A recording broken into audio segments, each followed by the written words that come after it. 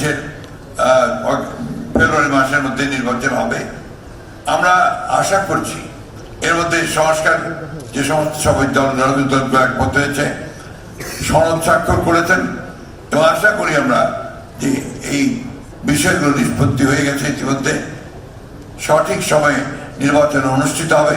কিন্তু আমরা মনে করি একটি এই সকলের কাছে গ্রহণযোগ্য নির্বাচনের মধ্য দিয়েই আমরা কিন্তু একটা গণতান্ত্রিক ব্যবস্থাতে ফিরে যাওয়ার সুযোগ পাব। সেই সুযোগ সৃষ্টির জন্য আমি আহ্বান রাখবো সকল রাজনৈতিক দলের কাছে যে আমাদের ছোটখাটো সমস্যা এগুলোকে দূরে রেখে গণতান্ত্রিক ব্যবস্থাটাকে আমরা ফিরিয়ে আনার জন্য সবাই এই নির্বাচনে অংশ নেই, গণতান্ত্রিক ব্যবস্থাকে ফিরিয়ে নিয়ে আসি।